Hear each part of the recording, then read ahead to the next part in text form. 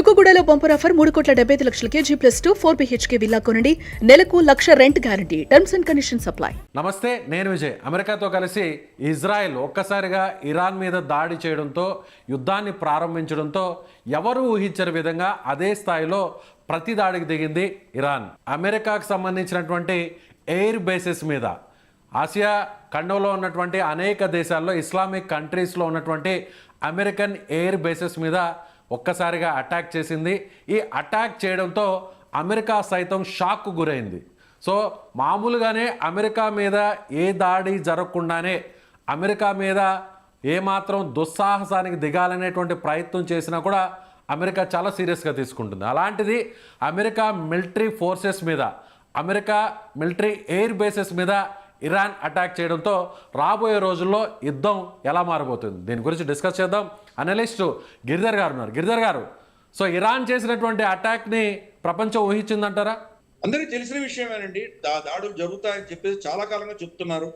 అన్ని షిప్పులు మోహరించింది అమెరికా. అక్కడ రేపు మాపో నేను కొడతానని చెప్పి బెదిరిస్తున్నాడు. అంతేకాదు మిడేర్ రీఫ్యూలర్ ట్యాంకర్స్ అంటారు, మనకు ఆకాశంలో ఎగిరేటువంటి ఏరోప్లేన్స్ కి మళ్ళీ అక్కడ ఫ్యూల్ సప్లై చేసేటువంటి ఎయిర్ క్రాఫ్ట్స్ ఉంటాయి, అవన్నీ కూడా మోహరింపు చేశారు. చాలా స్ట్రాటజిక్ బాంబర్స్ వచ్చినాయి.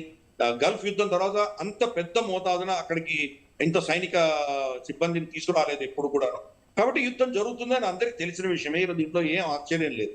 డొనాల్డ్ ట్రంప్ పదే పదే చెప్తున్నాడు, వాళ్ళు మేము చెప్పిన షరతులు ఒప్పుకోకపోతే కానీ మేము వాళ్ళ మీద దాడి చేస్తాము, వాళ్ళని కొడతాము అని చెప్పి చాలా కాలంగా చెప్తున్నాడు. కాబట్టి దీంట్లో సర్ప్రైజ్ ఎవరికి లేదు. ఎవరు కూడా నేను ఆశ్చర్యపడిందా విషయం అంటే. కానీ అమెరికా డిఫెన్స్ చేసుకోలేకపోయింది. అమెరికా తన ఫోర్సెస్ మీద, తన ఎయిర్ బేసెస్ మీద మిసైల్స్ వస్తుంటే, సో యాంటీ మిసైల్స్ సిస్టమ్ అక్కడ పనిచేయలేదంటారా?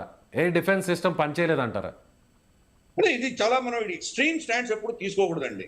ఏదో ఒక బాంబు పడిపోయింది కాబట్టి వాళ్ళు ఫెయిల్ అయిపోయారు, వాళ్ళు మిసైల్స్ పని చేయలేదు, ఇటువంటివి ఎప్పుడు మనం చేయకూడదు. వాళ్ళ ఐరన్ డోమ్ అన్నది ఇజ్రాయెల్ కావచ్చు, అమెరికన్ యాంటీ మనకు మిసైల్ షీల్డ్ కావచ్చు, చాలా అద్భుతంగా పనిచేసింది. కానీ 100% ఎవరు ఆపలేరు. ఆ విషయంలో గుర్తుపెట్టుకోవాలి. వాళ్ళు నంబర్ గేమ్ ఆడుతోంది ఇరాన్. సపోజ్ 300 మిసైల్స్ కొడితే కనుక మీరు ఓసారి 290 ఆపచ్చు, 10 పడవచ్చు. 10 పడినంత మాత్రాన్ని కంప్లీట్ గా ఫెయిల్ అయింది అని చెప్పడం చాలా తప్పది. మనం కూడా మన ఆపరేషన్ సింధూర్లో మనం చూసాము, మన స్ట్రాటజిక్ ఇన్స్టాలేషన్స్ లో వాళ్ళు ఏమీ చేయలేకపోయారు. మన ఎయిర్ బేస్లు కానీ, మన క్యాంటన్మెంట్స్ లో కానీ, మన మిసైల్ సైలోస్ కానీ వాళ్ళు టచ్ చేయలేకపోయారు. కానీ వాళ్ళ డ్రోన్స్ కొన్ని వచ్చి మన పట్టణాల్లో పడ్డాయి, జమ్మూ లాంటి ప్రాంతాల్లో పడ్డాయి. కొంత మనకు నష్టం జరిగింది. గురుద్వారాలో పడింది వాళ్ళ షెల్లు, మన ఒక వ్యక్తి చనిపోయారు. కాబట్టి మన డిఫెన్స్ సిస్టమ్ అంతా ఫెయిల్ అయింది అని అనకూడదు. అది అసలు అటువంటి. కానీ బెహరాన్లోనే అమెరికాకు కీలకంగా ఉన్నటువంటి నావల్ బేస్ మీదే స్ట్రైక్ చేయడం జరిగింది. నావల్ బేస్ మీదే సో ఇరాన్ మిసైల్ అటాక్ చేయడం జరిగింది. ఇది పెద్ద దెబ్బే అనుకోవచ్చా? తప్పకుండా పెద్ద దెబ్బ. బెహ్రెయిన్ లో ఉన్నటువంటి వాళ్ళ రెడార్ దెబ్బతిన్నాయి, ఖతార్ లో ఉన్నటువంటి రెడార్ దెబ్బతిన్నాయి, ఖతార్ లో ఉన్నటువంటి బేస్ కూడా తగిలింది. మీరు అసలు జాగ్రఫీ చూసారంటే కనుక ఇరాన్ నుంచి బెహ్రెయిన్ కానీ, ఇరాన్ నుంచి మనకు ఖతార్ కానీ చాలా దగ్గర. అక్కడి నుంచి ఫైర్ చేస్తే 2-3 నిమిషాల్లో ఇటు వచ్చేయచ్చు. చాలా అక్కడ ఉన్నటువంటి చిన్న సముద్రం దాటితే కానీ ఈజీగా వచ్చి కొట్టచ్చు. కాబట్టి అక్కడ డిఫెండ్ చేయడం చాలా కష్టం. అక్కడికి వాళ్ళు చాలా ఆపగలిగారు, కానీ అటాక్ జరిగింది. అదొక ఫెయిల్యూర్ కింద మనం భావించాలి. దానిని కంపేర్ చేసి మన ఆపరేషన్ సింధూర్లో మనం అటువంటివి ఒక్క మిసైల్ కూడా మన దేశంలో రాకుండా మనం ఆపగలిగాము.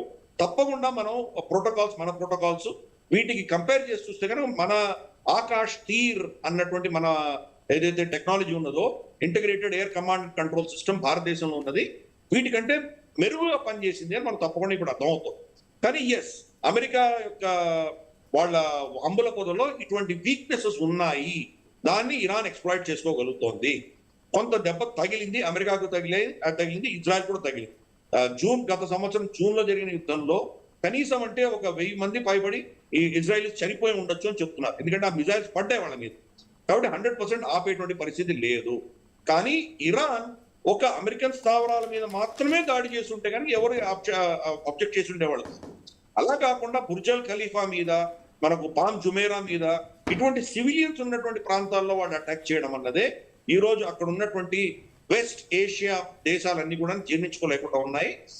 దానివల్ల గతంలో అమెరికాకు వ్యతిరేకంగా అమెరికా మా స్థావరాలు వాడకూడదు అని చెప్పినటువంటి దేశాలు కూడా ఈ రోజు ఇరాన్ వ్యతిరేకంగా బరిలో సో దిగేటువంటి సో పరిస్థితి. సో గిరిధర్ గారు ఇంకొక ముఖ్యమైన విషయం. సో ఎక్కడా కూడా అటు సౌదీ అరేబియా కానీ, ఖతార్ కానీ, దుబాయ్ కానీ, సో మిగిలినటువంటి అరబ్ కంట్రీస్ అన్నీ కూడా కొన్ని ఇరాన్తో సఖ్యతగా ఉన్నాయి, కొన్ని కాస్తో కోస్తో ఇరాన్కు వ్యతిరేకంగా ఉన్నాయి.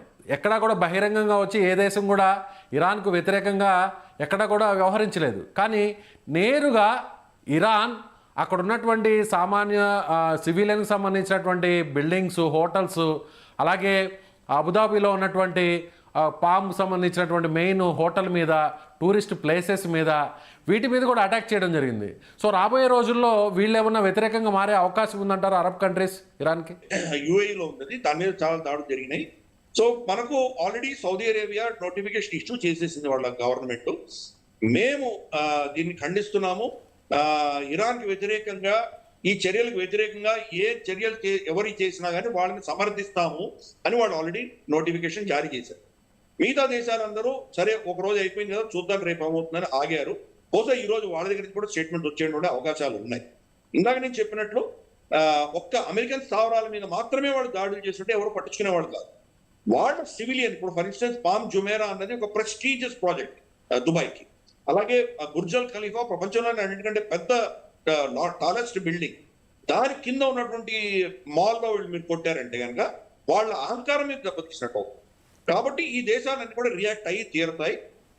వాళ్ళల్లో అమెరికాకు వ్యతిరేకంగా ఉన్నటువంటి పాలసీలని అనవసరంగా కదిలిపినట్టు అవుతోంది.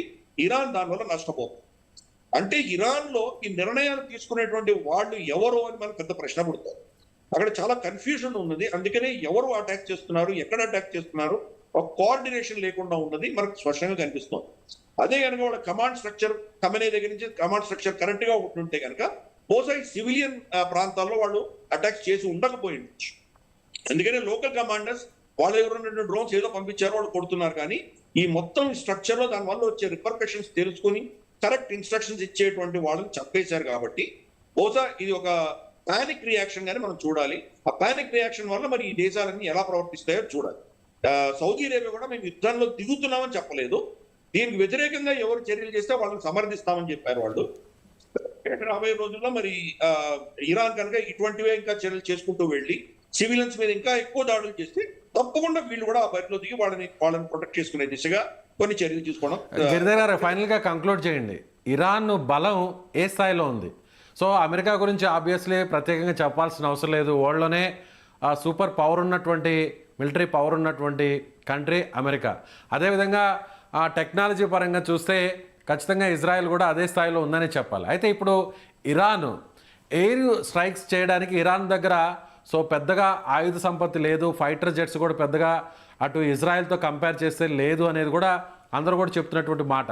కేవలం బాలిస్టిక్ వెపన్స్ మాత్రమే, మిసైల్స్ మాత్రమే ఇరాన్ నమ్ముకోవాలి. అవి కొన్ని వేల పరిధిలో మాత్రమే ఉన్నాయి. అవి అయిపోతే ఇరాన్ పరిస్థితి ఇక పూర్తిగా తలకిందులైపోతుంది అని అంటున్నారు. కరెక్టే అంటారా? అంటే ఇరాన్ కి కొన్ని స్ట్రెంగ్స్ ఉన్నాయి, కొన్ని వీక్నెసెస్ కూడా ఉన్నాయి. మీరు చెప్పినట్టు వాళ్ళకి ఎయిర్ ఫోర్స్ లేదు, వాళ్ళకి ఎయిర్ డిఫెన్స్ సిస్టమ్ అనేది చాలా వీక్ గా ఉంది. కాబట్టి వీళ్ళు వీర విహారం చేయగలుగుతున్నారు. వీళ్ళ ఎయిర్ ఫోర్స్ అంతా కూడా ఏరియల్ బొంబార్డ్మెంట్ చేస్తుంటే దాన్ని తట్టుకోలేనటువంటి పరిస్థితి ఈ రోజు ఇరాన్ ఉన్నది. వాళ్ళ స్ట్రెంగ్స్ ఆఫ్ కోర్స్ మిసైల్స్ వాళ్ళ దగ్గర ఉన్నాయి, వేల సంఖ్యలో ఉన్నాయి, ఇంకా ప్రొడ్యూస్ అవుతున్నాయి. చాలా తక్కువతో ఖర్చుతో కూడినటువంటి మిసైల్స్ వాళ్ళు తయారు చేయగలిగిన కెపాసిటీ ఉంది. అందుకనే మనం చూసాం హమాస్ కానీ, హౌతీలు కానీ, హిజ్బుల్లా కానీ ఆ మిసైల్స్ ఇజ్రాయెల్ మీద వాళ్ళు వేసేటువంటి మిసైల్స్ అన్ని కూడాను చాలా తక్కువ ధరతో చేసినటువంటి మిసైల్స్. అవన్నీ ఆ టెక్నాలజీ అంతా కూడా ఇరాన్ ఇచ్చింది. కాబట్టి వాళ్ళ దగ్గర కొన్ని వేల సంఖ్యలో ఉన్నాయి, ఇంకా అటాక్ చేయగలరు. కానీ ఇరాన్ కున్న మేజర్ స్ట్రెంగ్త్ ఏంటంటే డ్రోన్ టెక్నాలజీ వాళ్ళ దగ్గర. ఈరోజు రష్యా యుక్రెయిన్ కు వ్యతిరేకంగా యుద్ధం చేసి నిలబడగలుగుతోంది అంటే కనుక ఇరాన్ నుంచి వచ్చిన డ్రోన్స్ ఆధారంగా నిలబడగలుగుతాం. లేకపోతే కనుక నేటోకు ఉన్నటువంటి సుపీరియర్ టెక్నాలజీ, రష్యాకు ఉన్నటువంటి పాత మెకానికల్ టెక్నాలజీ ముందర నిజంగా వాళ్ళు తట్టుకోలేకుండా రష్యా ఓడిపోతుంది. ఎప్పుడైతే ఇరాన్ వాళ్ళకు ఈ డ్రోన్స్, కామికాజీ డ్రోన్స్ అంటారు, ఆత్మాహుతి డ్రోన్స్ సప్లై చేసిందో దాని తర్వాత అక్కడ యుద్ధం మారిపోయింది. రష్యా నిలదొక్కుని వీళ్ళని అటాక్ చేయగలుగుతారు. కాబట్టి ఆ టెక్నాలజీ ఇరాన్ లో ఉంది. అందుకనే ఈ రోజు మనం చూస్తే కనుక అమెరికన్ స్థావరాల్లో కూడా ఆ డ్రోన్స్ వచ్చి పడుతున్నాయి. దాన్ని వీళ్ళు నివారించలేకపోతున్నారు అమెరికన్స్. కాబట్టి వాళ్ళది ఉన్నటువంటి స్ట్రెంగ్స్, మిజైల్స్, డ్రోన్స్. కాబట్టి డ్రోన్స్ వాడతారు, డ్రోన్స్ ఆధారంగా అటాక్ జరుగుతాయి. ఆల్రెడీ మనకు హిజ్బుల్లా యొక్క టనల్స్, సొరంగం లెబనాన్ లో మనం చాలా చూసాం. ఇటువంటి డ్రోన్స్ చాలా పెట్టుకొని రెడీగా ఉన్నారు. డైరెక్ట్ గా ఇరాన్ నుంచే అటాక్స్ వస్తాయా, లేదా హౌతీలు, హిజ్బుల్లా వీళ్ళ దగ్గర నుంచి అటాక్స్ వస్తాయా చూడాలి. వాళ్ళ ప్రాక్సీస్ అందరు కూడా వాడుకుంటారు. కాబట్టి ఇరాన్ ని అంత లైట్ గా తీసుకుంటే కనుక నష్టపోయేది వీళ్ళే, నష్టపోయేది అమెరికాను, ఇజ్రాయెల్ నష్టపోతారు. కాబట్టి రేపటి రోజు వీళ్ళ మేజర్ షిప్ మీద ఏదో ఐఎన్ఎస్ అబ్రహాం లింకన్ మీద, యుఎస్ఎస్ అబ్రహాం లింకన్ మీదనో, జెరాల్డ్ ఫోర్డ్ మీదనో ఈ డ్రోన్స్ వచ్చి నిజంగా వాళ్ళు తగిలి దాంట్లో కొంతమంది చనిపోవడమో, కొంత డ్యామేజ్ అయితే కనుకనో, లేదా ఆయిల్ ట్యాంకర్ మీద వీళ్ళు దాడి చేసి దాన్ని తప్పగలిగిందని తగలబడుతున్నటువంటి విజువల్స్ వస్తేనో తప్పకుండా అది ఒక సైకలాజికల్ వార్ఫేర్ అవుతుంది. అప్పుడు అమెరికాను, ఇజ్రాయెల్ ఇద్దరు కూడా వెళ్ళిపోతారు. కాబట్టి ఇరాన్ అంత లైట్ గా తీసుకోవడం చాలా తప్పు. రెండవది అన్నిటికంటే కీలకమైంది ఏంటంటే, రెజీమ్ చేంజ్ చేయాలంటే కనుక మనకి ఇతిహాస చరిత్రలో ఎప్పుడు కూడాను రెజీమ్ చేంజ్ అనేది ఉత్తమ బొంబార్డ్మెంట్, ఆకాశం నుంచి బొంబార్డ్మెంట్ చేసినంత మాత్రం జరగదు. వీళ్ళ సైన్యం, ఇజ్రాయెల్ కానీ అమెరికా కానీ సైన్యం ఇరాన్ లో దించేటువంటి పరిస్థితి లేదు. ఇరాన్ యొక్క టెరిటరీ మీరు ఇరాన్ మ్యాప్ చూసారంటే మొత్తం కొండలతో నిండి ఉంటుంది. కాబట్టి ఆ కొండలలో మీరు వెళ్ళి అక్కడ ట్రావెల్ చేయడానికి మీకు జీపులు, కార్లు వెళ్ళడానికి చాలా కష్టం.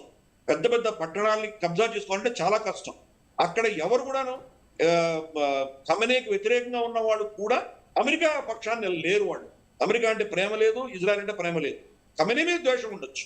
కాబట్టి అటువంటి పరిస్థితుల్లో వీళ్ళు సైన్యాన్ని లోపలికి తీసుకెళ్తే కనుక ఎంతో మంది అమెరికన్లు చనిపోయేటువంటి ప్రమాదం ఉన్నది. దానికి సిద్ధంగా ఉన్నారా? అసలు ఇన్ఫాక్ట్ అమెరికాలోనే కేసులు ఇప్పుడు నమోదు చేయబోతున్నారు. ఎందుకంటే ఈ యుద్ధం చేయడానికి కాంగ్రెస్ అప్రూవల్ ఉండాలి. డొనాల్డ్ ట్రంప్ కాంగ్రెస్ అప్రూవల్ లేకుండా ఎలా యుద్ధంలోకి వెళ్ళావు, ఎలా మన ట్యాక్స్ పేయర్ పైసల్ని యుద్ధంలో నువ్వు పణంగా పెట్టావు, ఈ ప్రశ్నలన్నీ పుడతాయి. కాబట్టి డొనాల్డ్ ట్రంప్ ఏదో 4 బాంబులు వేసేసి ఊరుకుంటాడు, కానీ నిజంగా అక్కడ వెళ్ళి యుద్ధం చేసి దీర్ఘకాలం యుద్ధం చేసేది ఓపిక లేదు, ఇంట్రెస్ట్ లేదు. అటువంటి పరిస్థితులలో ఇరాన్ లో రెజీమ్ చేంజ్ చేయడం అనేది చాలా కష్టం. రైట్ సార్, కంక్లూడ్ చేద్దాం. గిరిధర్ గారు మరొక మాట కూడా చెప్పడం జరిగింది. ఇరాన్ ఇప్పటి వరకు మేము వాడింది కేవలం పాత ఆయుధాలు మాత్రమే, సో కొత్త ఆయుధాలని ప్రయోగిస్తే అమెరికా తట్టుకోలేదు అని చాలా స్పష్టంగా చెప్పడం జరిగింది. అలాగే ఖమేనీ కూడా చనిపోవడం జరిగింది.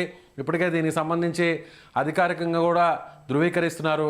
ఖమేనీని హతం చేసేంత వరకు ఈ యుద్ధం కొనసాగుతుందని అమెరికా చెప్పింది, కానీ ఎక్కడ కూడా యుద్ధం ఎక్కడ ఆగలేదు. సో ఖమేనీ స్థానంలో కూడా కొత్త వ్యక్తిని కూడా తీసుకోవడం జరిగింది సుప్రీంగా. ఫైనల్గా ఏం చెప్తారు, నెక్స్ట్ లెవెల్లో ఎలా ఉండబోతుంది?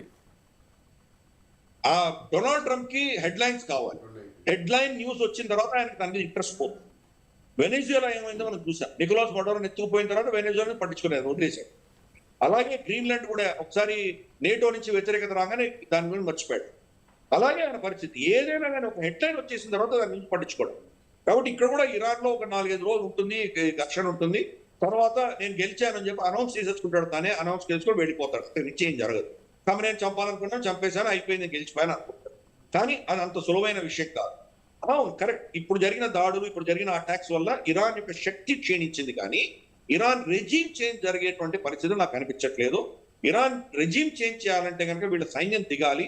అది సైన్యం దించేటువంటి క్షమత అమెరికాకు లేదు. సరే, ఇరాన్ ప్రగల్భాలు పలకొచ్చు, మేము అమెరికాని అది చేస్తాం ఇది చేస్తాం అనొచ్చు, కానీ ఇరాన్ కి అమెరికాతో యుద్ధం చేసి గెలిచేంత శక్తి లేదు వాళ్ళు. కానీ అమెరికాకి నష్టాలు తీసుకొచ్చే శక్తి మాత్రం వాళ్ళ దగ్గర ఉన్నది. కొంత నష్టాలు రావచ్చు. అందుకనే డొనాల్డ్ ట్రంప్ కూడా ముందస్తుగానే చెప్పేశాడు, యుద్ధంలో కొంతమంది చనిపోవచ్చు, మనవాళ్ళు కూడా చనిపోవచ్చు, దానికి సిద్ధంగా ఉండాలి అని ముందరే చెప్పేస్తున్నాడు. అటువంటిది జరిగితే వాళ్ళ దేశంలో రియాక్షన్ ఏముంటుందో చూడాలి. ప్రస్తుతానికి ఓన్లీ బెదిరింపులు, ఒక విధమైనటువంటి అస్థిర వాతావరణం క్రియేట్ చేసి అక్కడ ట్రాఫిక్ అంతా హార్మోన్స్ మూయడానికి కోసం చేసినటువంటి దాడులే, కానీ రేపు నిజంగా అమెరికన్ షిప్పుల మీదనో, అమెరికన్ పర్సోనల్ మీదనో, లేదా ఆయిల్ ట్యాంకర్స్ మీదనో అటాక్లు అన్నట్టు మొదలయ్యాయంటే అప్పుడు పరిస్థితి వేరేగా వెళుతున్నది. ప్రపంచం అంతా కూడా అమెరికాని, ఇజ్రాయెల్ ని వారించే దిశగా అందరూ ఒత్తిడి తీసుకొస్తారు. ఎందుకంటే ప్రపంచ ఎకానమీ అంతా కూడా దెబ్బతింటుంది. కాబట్టి మీ యుద్ధాలు ఆపండి, ఇంకా చాలు, ఖమేనీ చనిపోయాడు, మీరు ఆపేయండి అని చెప్పి వాళ్ళ మీద ఒత్తిడి తీసుకొచ్చే ప్రయత్నాలు జరుగుతాయి. అప్పుడు చూద్దాం ఇది ఏ దిశగా వెళ్తుందో. ముఖ్యంగా ప్రవర్తిస్తాడో లేదా కొంత విఘ్నతతోటి ఇక్కడ ఆపేసి తర్వాత చర్చల ద్వారా సమస్యకు పరిష్కారం తీసుకొస్తాడో వేచి చూడాలి. Right sir, thank you so much sir. So ఇదే అనలిస్ట్ గిరిధర్ గారు చెప్తున్నట్టుగా ఖచ్చితంగా రాబోయే రోజుల్లో పరిస్థితులు ఏ విధంగా ఉంటాయో చూడాల్సినటువంటి అవసరం ఉంది. ముఖ్యంగా అమెరికా తీసుకునేటువంటి చర్యల మీదే ప్రపంచ ఆర్థిక వ్యవస్థ కూడా ఆధారపడి ఉంటుంది. ముఖ్యంగా ఖమేనీ హతం తర్వాత ఇప్పుడు ఇరాన్ చేసేటువంటి చర్యలు బట్టి సో ఆర్థిక వ్యవస్థలన్నీ కూడా ఆధారపడి ఉంటాయి. ముఖ్యంగా ఇరాన్ చేసేటువంటి ప్రతి దాడులు రాబోయే రోజులు ఎలా ఉంటుందో కూడా వేచి చూడాల్సినటువంటి పరిస్థితి ఉంది. సో మీరేమనుకుంటారు? ఖచ్చితంగా ఇరాన్, అమెరికాను, ఇజ్రాయెల్కు ధీటుగా జవాబు ఇచ్చేటువంటి పరిస్థితులు రాబోయే రోజులు ఉండబోతున్నాయా? ఎస్, మీ అభిప్రాయాన్ని కామెంట్ చేయండి. Thank you so much.